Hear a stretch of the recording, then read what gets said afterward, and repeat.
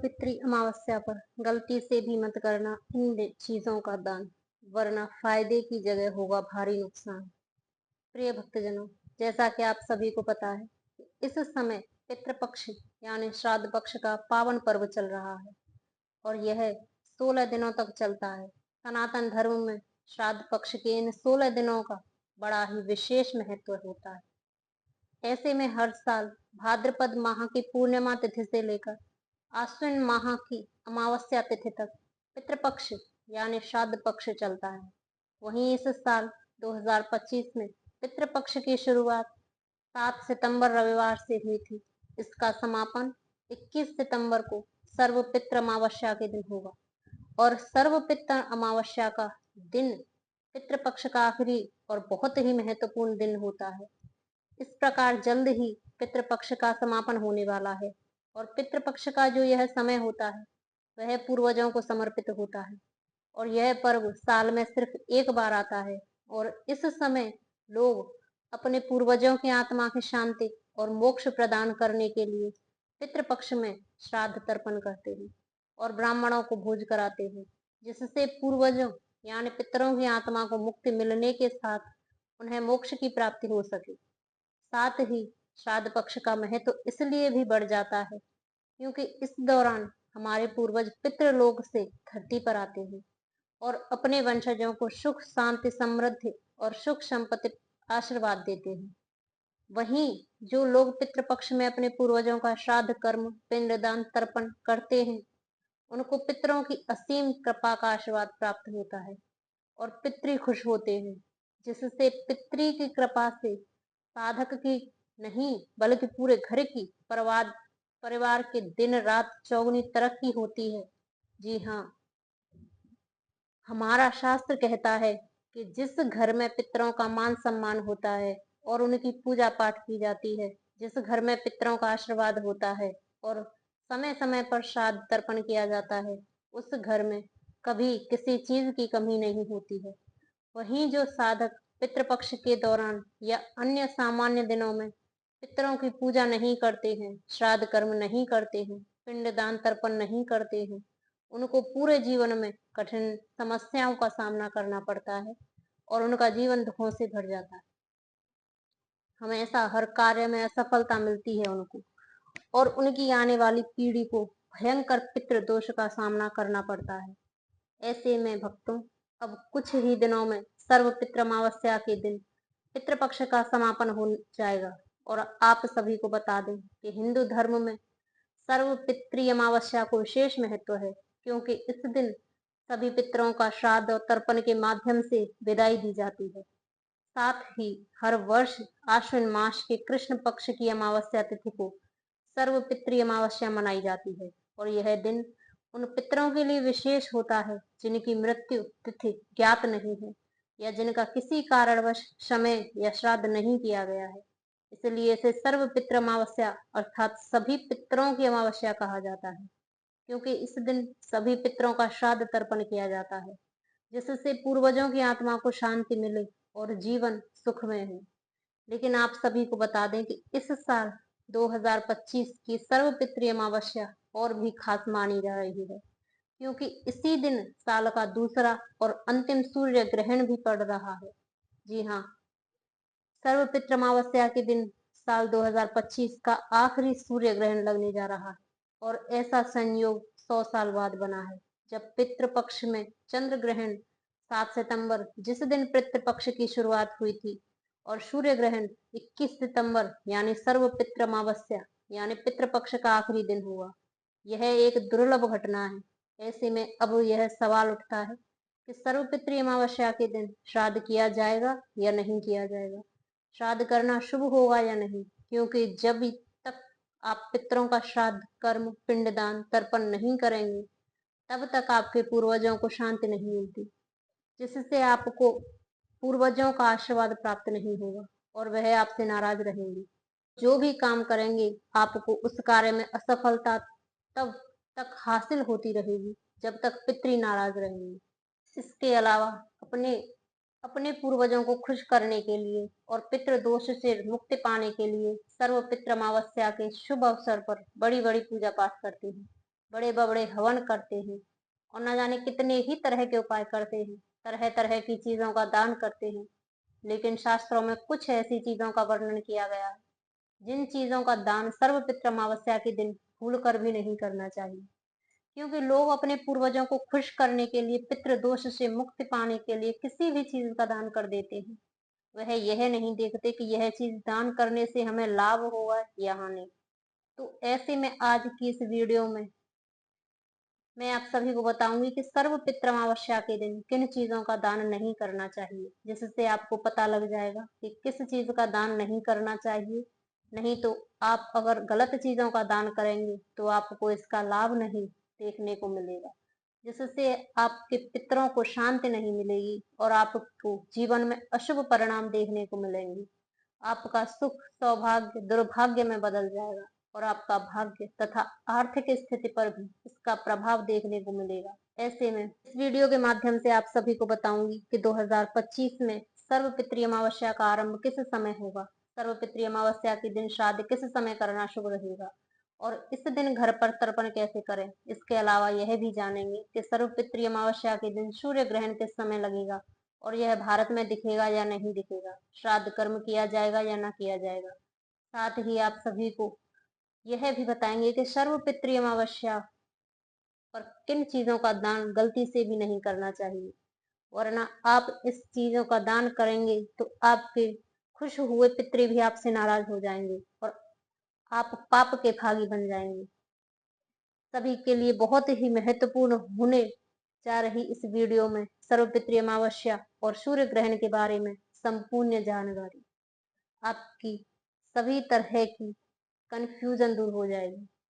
लेकिन उससे पहले अगर आप चाहते हैं कि आप स्वस्थ रहें और आप और आपके समस्त परिवार पर पितरों यानी पूर्वजों का आशीर्वाद सदैव बना रहे, सच्चे मन से पितृ महाराज की जय लिखकर अपने पूर्वजों के प्रति अपनी श्रद्धा प्रकट करें। इस साल 2025 में सर्व पितृ अमावस्या का आरंभ किस समय होगा और इस दिन श्राद्ध तर्पण करने का क्या शुभ समय है।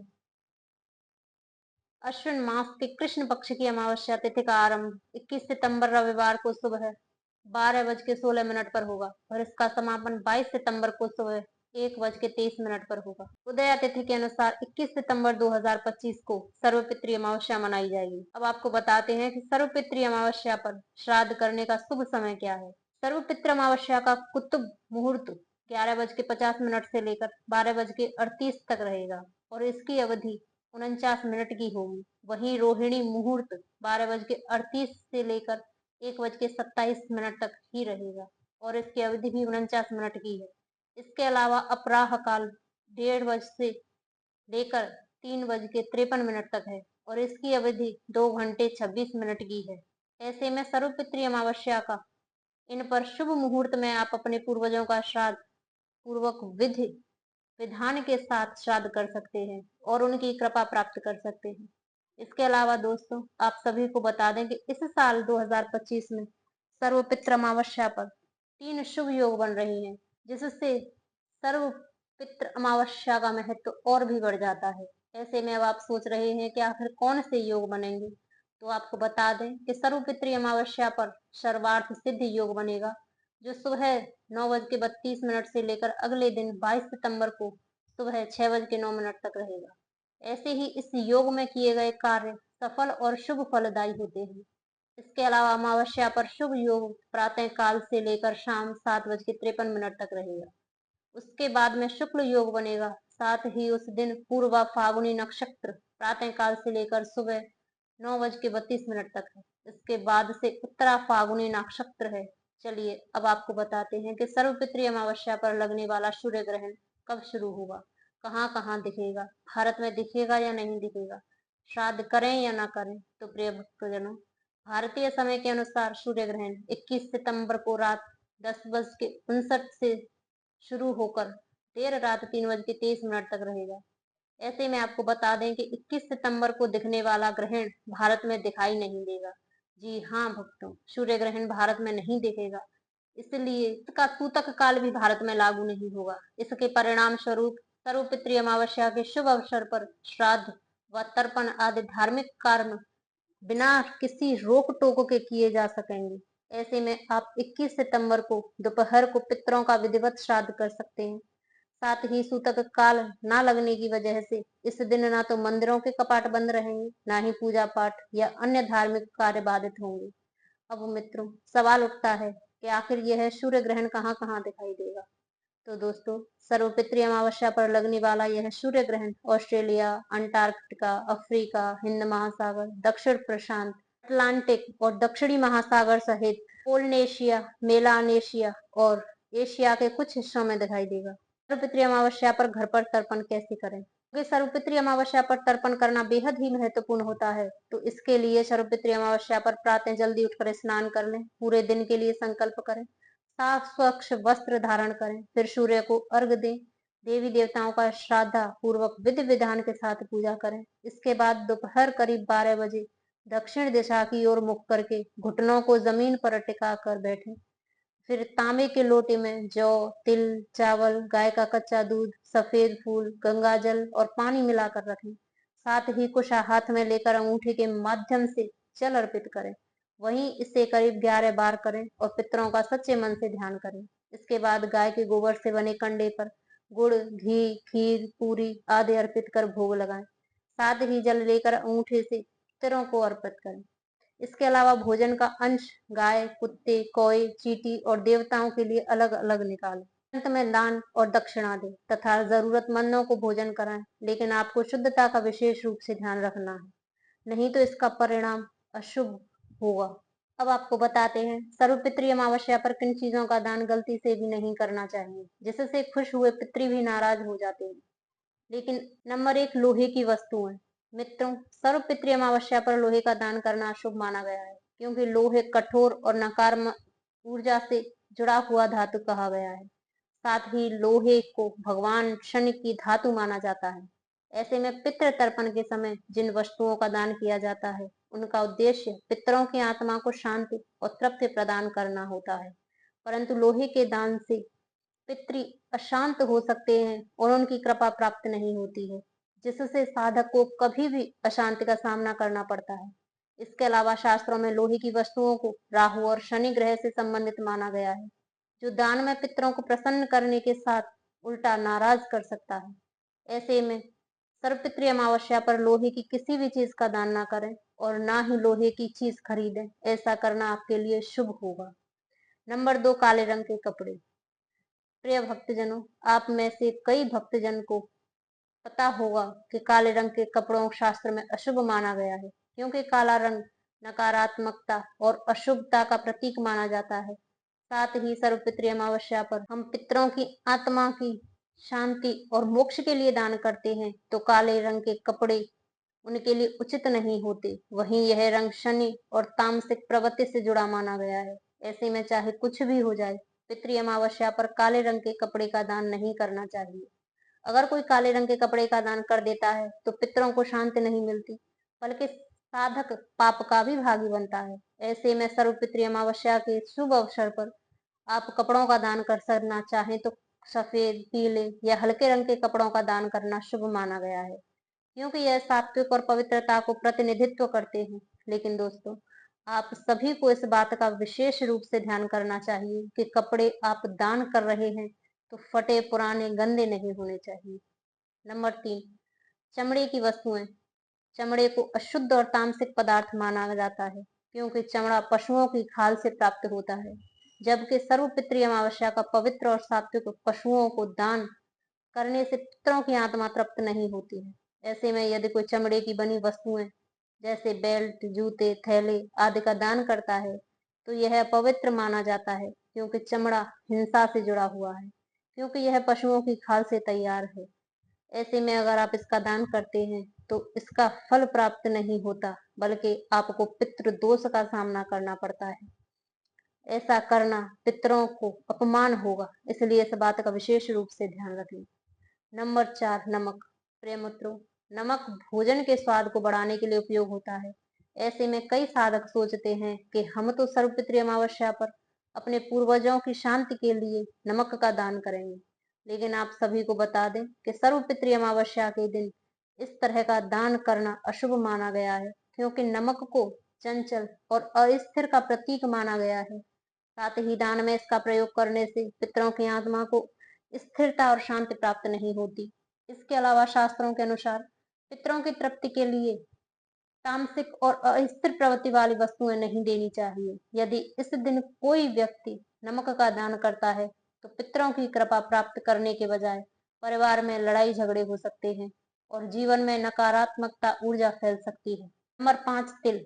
जी हाँ, सर्वपितृ अमावस्या पर तिल का दान कर सकते हैं? तो इसका जवाब है हाँ। जी हाँ मित्रों, आप बिना किसी दिक्कत के सर्वपितृ अमावस्या पर काले तिल का दान कर सकते हैं, क्योंकि सर्वपितृ अमावस्या पर तिल का दान अत्यंत शुभ माना जाता है। इसके अलावा तिल की शुद्ध और पवित्रता का प्रतीक माना गया है। वहीं शास्त्रों के अनुसार तिल से पितरों को जल अर्पण यानी तर्पण करने से उनकी आत्मा को शांति तृप्ति मिलती है। साथ ही तिल का दान करने से पितृ दोष का निवारण होता है और घर परिवार पर संकट कम होता है और आपके जीवन में होने वाली घटनाएं भी पितरों की कृपा से टल जाती हैं।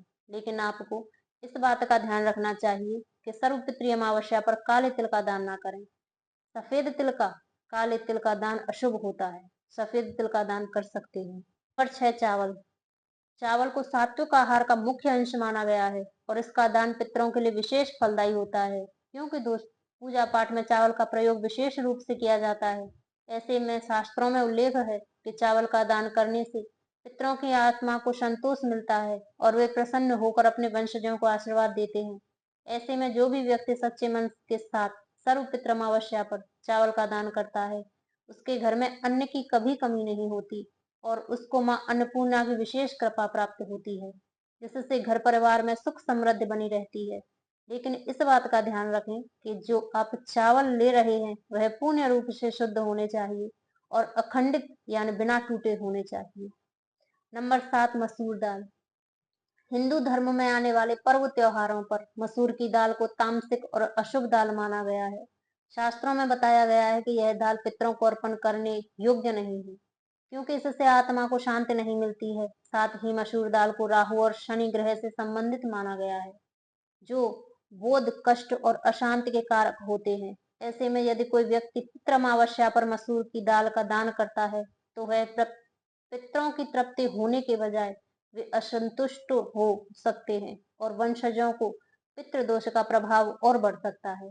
इस कारण घर परिवार में क्लेश, रोग, दरिद्रता जैसी समस्याएं आ सकती हैं और कहा जाता है कि जिस घर में दरिद्रता रहती है उस घर में माता लक्ष्मी वास नहीं करती, जिससे व्यक्ति की आर्थिक स्थिति और भाग्य दोनों ही कमजोर रहते हैं। नंबर 8, तेल। प्रिय भक्तों, तेल विशेषकर सरसों के तेल का दान पितृ अमावस्या पर वर्जित माना गया है, क्योंकि तेल को ग्रहणशील और नकारात्मक ऊर्जा का वाहक कहा गया है और यह बात आप जानते हो। ऐसे में इसका दान अगर आप सर्व पितृ अमावस्या पर करते हैं तो ऐसा करना आपकी यह बड़ी गलती हो सकती है, जिससे आप पितरों की कृपा से वंचित रह सकते हैं और आपको जीवन में अशुभ परिणाम देखने को मिलेंगे। वहीं आपके बने बनाए कार्य भी बिगड़ सकते हैं। नंबर 9, जूते चप्पल। जूते चप्पल को अपवित्र और अशुद्ध वस्तु माना गया है, क्योंकि यह पैरों से जुड़ी होती हैं और शास्त्रों के अनुसार पैरों की वस्तुएं दान करना पितरों के प्रति अनादर के समान है। ऐसा करना उनका अपमान होता है और कहा जाता है कि जिस घर में पितरों का मान सम्मान नहीं होता उस परिवार का कभी कल्याण नहीं होता। इसलिए सर्वपितृ अमावस्या पर इसका दान करने से बचें और इस दिन श्रद्धा पूर्वक विधि विधान के साथ पितरों का श्राद्ध, तर्पण आदि करें, जिससे आपके पितरों के साथ साथ भगवान श्री हरि विष्णु की विशेष कृपा प्राप्त हो। नंबर 10, नुकीली वस्तुएं। सर्वपितृ अमावस्या पर चाकू, कैंची, छुरी या किसी भी अन्य धारदार वस्तु का दान करना मना है, क्योंकि धारदार वस्तुएं हिंसा, कटाव और कलह का प्रतीक मानी जाती हैं। ऐसे में सर्वपितृ अमावस्या का उद्देश्य पितरों की आत्मा को शांति और तृप्ति देना होता है, न कि अशांति या विभाजन का संकेत देना। ऐसे में यदि कोई व्यक्ति इन वस्तुओं का दान करता है तो परिवार में झगड़े, मानसिक तनाव और पितृदोष बढ़ने की संभावना होती है। साथ ही ऐसा करने से घर में नकारात्मक ऊर्जा का वास होगा, जिससे घर परिवार में और रिश्तों में कड़वाहट उत्पन्न होती है, कलह, क्लेश का माहौल बन सकता है। ऐसे में इस बात का ध्यान रखें कि वह चीजें दान करना सर्व पितृ अमावस्या पर नहीं करनी चाहिए, वरना आपके पितृ खुश होने की बजाय रुष्ट हो सकते हैं और आपके घर में कंगाली छा सकती है।